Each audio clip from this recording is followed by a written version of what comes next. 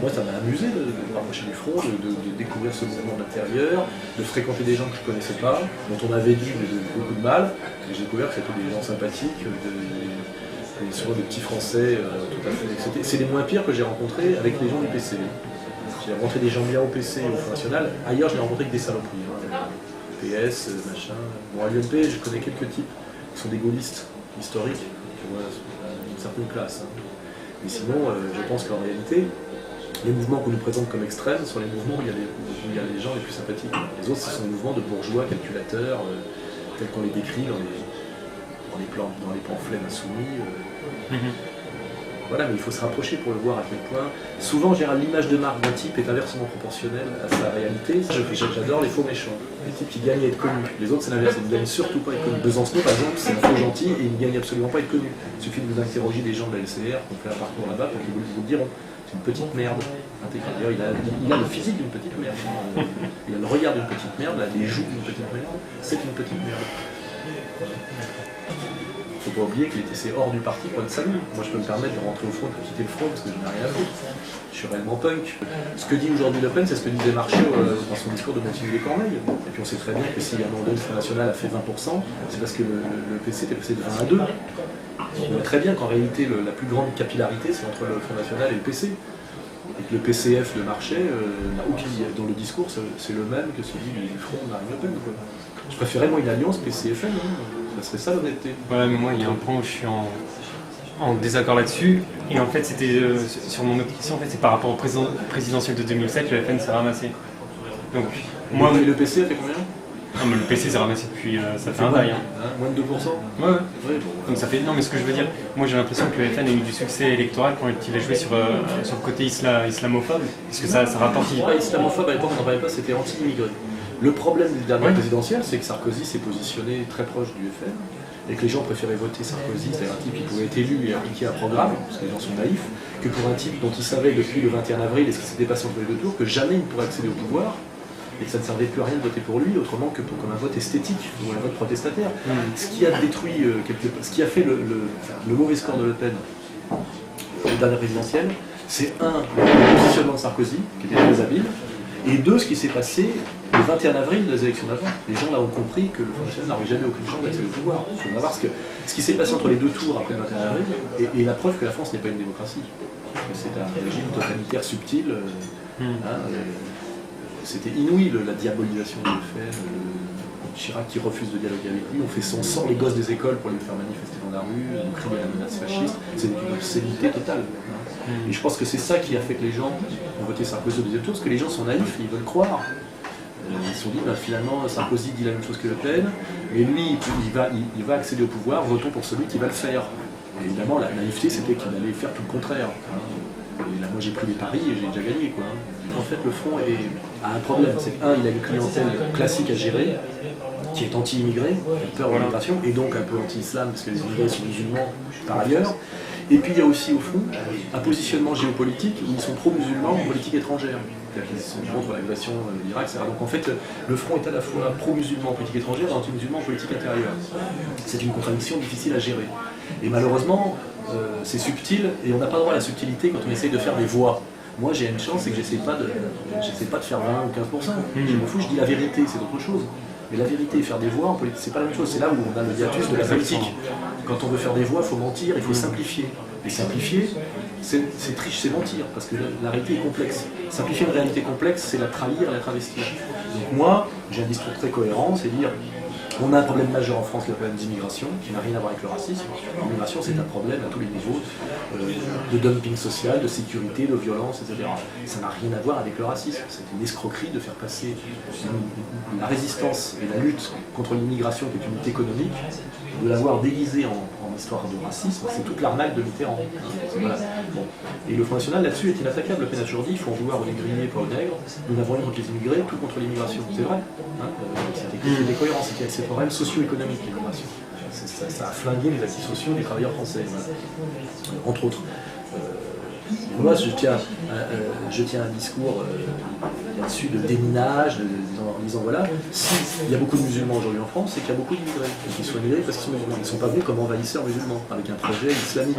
Voilà. Et ce discours-là est subtil, il est juste, Mais moi, la réponse que je lui donne, il dit c'est très bien ce que tu dis, je suis entièrement d'accord, mais ça va nous faire perdre des voix, et qu'il faut que nous fassions des voix pour exister en tant que parti.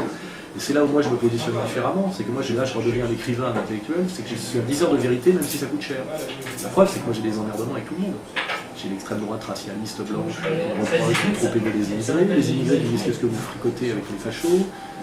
C'est des positions exactement comme Dieudonné, c'est des positions difficiles. Hein, mais parce que moi ce qui m'intéresse c'est la vérité. Mais la vérité n'est pas forcément un projet électoraliste gagnant. C'est ça toute la laideur du politique. Il faut mentir pour gagner.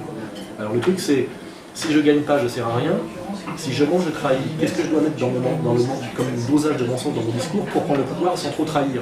Et là où est la limite? C'est très compliqué.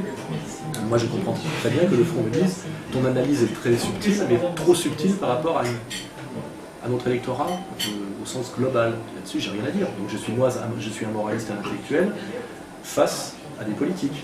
Et je dis pas, je dis juste, je vais me retirer un peu, parce qu'effectivement, moi, l'histoire de Ben Gaudin, je comprends très bien le discours de Le Pen. C'est des gens qui vivent dans la région de PACA, ont très peur de l'islamisation de leur société. C'est inquiétant, une société qui change. La France n'a jamais eu autant de musulmans depuis les Gaulois, jamais. Donc c'est des mutations qui sont inquiétantes, forcément. Mais moi, ce que je dis en tant qu'individu, c'est moi je préfère un maire qui s'appelle Ben Gaudin, qui est un honnête homme, que le Gaudin actuel. Donc je ne vous dirai pas ce qu'il est, parce que ça tombe sous le coup de la loi. Mais moi je préfère un maghrébin musulman honnête à une salope blanche catholique. Voilà, ça c'est un positionnement qui est personnel, mais c'est pas un positionnement politique spécialement, c'est plutôt un positionnement humain. Il y a des gens qui, des fois je m'engueule avec des types. Je dis, moi je préfère quand même un noir intelligent et sympa, un blanc con, excuse-moi. Et d'ailleurs dans la vraie vie, tu remarqueras que toi aussi en fait. Et après, j'ai même pas besoin de remarquer ça. Non mais après on est pris dans d'autres logiques, c'est qu'on se dit attends je vis dans un quartier, on est plus de 10% de blancs, je suis quand même en France, je peux plus acheter du jambon, je trouve il n'y a plus un magasin qui me vend du jambon, les mecs flippent, tu vois, parce qu'effectivement le français se sent dépossédé de son environnement. De son être, de sa sociologie, de son être, de sa culture, et ça c'est une réalité aussi, je ne vais pas lui cracher la gueule. Je peux lui dire non, il n'y a pas de problème, comme les antiracistes, non, c'est pas un problème, non, il y a des femmes en boubou, non, rien n'a changé. Non, oui, bien sûr. C'est le fait colonial, au niveau spectaculaire, il existe. Quand à un moment donné tu te retrouves minoritaire dans ton propre environnement, ça génère une angoisse. Quand tu prends le métro à une certaine heure avec une seule blanc dans le wagon, c'est pas anecdotique. Tu te dis, tiens, tu le sens, tu veux se dire. Ça crée des tensions. C'est pour ça que moi, le métissage, je trouve que c'est une idéologie très dangereuse et très dégueulasse. Parce que d'abord, elle détruit les différences, et elle crée des tensions, et elle crée des peurs. Et je pense que c'est fait pour ça. C'est une stratégie de domination. Parce que les peurs sont horizontales, tu vois. C'est le pauvre blanc qui a peur du pauvre noir. Et à ce moment-là, le capital manipule et domine tout le monde, tu vois. Donc, et c'est ça le travail intellectuel, c'est de détricoter tout ça, dire le métissage c'est une saloperie. Ce qui ne veut pas dire qu'on déteste l'autre, c'est probablement que nous avons été manipulés l'un et l'autre par un tiers qui se cache, qui est au-dessus de nous, pour nous mettre dans une ambiance de suspicion, de crainte, de violence latente, parce que c'est une manière de nous dominer et de nous manipuler. Enfin, évidemment, c'est à un moment donné, moi et l'autre discutons pour mettre un terme au métissage. Le métissage comme projet, comme programme, le programme de Babel, tu vois, des histoires. Et ça, c'est évidemment compliqué. C'est évidemment difficile, et l'ennemi le sait que c'est difficile. Voilà, il sait que le plus simple, c'est la guerre, la haine, l'anathème, etc. Et le problème, c'est qui est responsable de toute cette merde, tu vois. Comment essayer de s'en sortir? C'est pour ça que nous, on est dans l'idée réconciliation nationale. Pour une réconciliation nationale, gauche du travail, droite des valeurs, et que là, moi, je vais discuter avec l'imam de Bordeaux. Pas pour lécher le cul, ou l'embrasser, ou quoi que ce soit, ou dire que c'est un arabe, c'est pour dire, voilà, qu'est-ce que vous nous dites? Ces trucs, français, musulmans, patriotes, point d'interrogation. Qu'est-ce que vous nous dites? Parce que finalement, on leur donne jamais la parole, aux musulmans. C'est toujours d'autres qui parlent à leur place, et même quand c'est Tariq Ramadan qui parle, très brillant, aucun problème, il est quand même égyptien, vivant en Suisse et aujourd'hui travaillant en Angleterre. Il ne représente pas les musulmans de France. Pourquoi est-ce qu'on l'a choisi comme pourquoi est-ce que Bernard-Henri Lévy et les médias l'ont choisi comme interlocuteur? Et en plus, il est dans une idéologie des frères musulmans qui est un islam mondialiste, qui correspond un peu au trotskisme, c'est-à-dire internationaliste et antinationaliste. C'est très typique, c'est très précis comme choix, et ça ne représente absolument pas les musulmans de France, sauf son respect. Donc moi je dis, on va discuter avec les Français musulmans. et voir ce qu'ils ont à dire, puis après on jugera. Alors qu'aujourd'hui, moi j'ai pas envie de penser l'islam en écoutant Gilles Kepel, ou en lisant l'Express. Hein, je préfère discuter avec le musulman directement. Or, rien que cette démarche-là, pareil, on se fait injurier pratiquement. Hein. Quand je veux savoir ce que pense un juif de ce qui se passe en Palestine, bah, c'est pareil, je pose la question directement. Hein. Je vois pas pourquoi j'irais voir un tiers, voilà, qui en plus c'est son ennemi objectif. Là c'est pour ça que je trouve ça bizarre. Quoi. Les gens qui parlent de l'islam et qui parlent de l'islam ou de l'islam ne sont jamais des musulmans de France. Produire un discours complexe, c'est plus de boulot et ça rapporte moins en termes de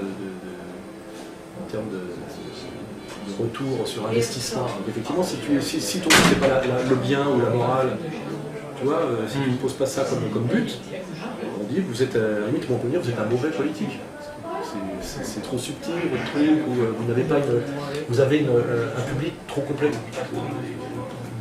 mixte par exemple. Moi j'ai pas une base électorale, sociologique cohérente, on va dire, puisque j'ai des maghrébins patriotes, des nationalistes qui ne sont pas anti-musulmans, c'est beaucoup plus compliqué à gérer quand tu as un public pas captif, varié que quand tu ne représentes que les retraités de l'éducation nationale, tu vois, comme le Parti socialiste. Donc si tu veux être efficace, tu dis ben voilà, j'ai une clientèle naturelle, je travaille pour elle exclusivement, tu vois. Je défends les intérêts du monoclasse, tu vois, et là, comme ça, je suis tranquille. Moi, en permanence, je me fais emmerder par les qui dit vous avez fait l'apologie de la colonisation, je dis non, je ne veux pas cautionner le baratin du FLN. Je pense que c'est du baratin, c'est pas la vraie histoire. Et après, on dit oui, vous allez vous convertir à l'islam. Je dis non. Je suis pour discuter avec les musulmans et ne pas les prendre pour des monstres et des diables. Hein, vous dites aujourd'hui sur les musulmans ce que vous disiez avant sur les juifs. Hein, est-ce que vous l'avez remarqué quand même? Ils ne peuvent pas s'insérer, ils ont un projet de domination, enfin, tu vois, exactement le même discours. Et voilà, je suis contre toutes ces obscénités-là. Mais c'est plus difficile, je me fais emmerder un peu par tout le monde. En fait, plus par certains que par d'autres, comme vous avez remarqué, c'est là que je vois qu'il y a la hiérarchie des méchants. C'est qui m'emmerde le plus? Quand je critique les IVA et la bêtise de certains mecs de banlieue, je me fais très peu emmerder en réalité. Les mecs disent c'est vrai, ils avaient un peu raison, je vois que les types sont capables d'autocritique. De l'autre côté, si je dis un mot sur certaines ambiguïtés du judaïsme, etc., alors là je me prends tout dans la gueule. Et là je vois, effectivement, les gens qui sont aptes à le dialogue, un peu d'autocritique, c'est comme ça que j'ai fait le constat. Et je pense que Dieudonné a fait la même chose. Il a vu que ça se passait beaucoup moins mal quand il allait voir les mecs du front. Il voulait tout ce qu'il avait fait contre eux, que quand il s'était mis à critiquer ses anciens sponsors.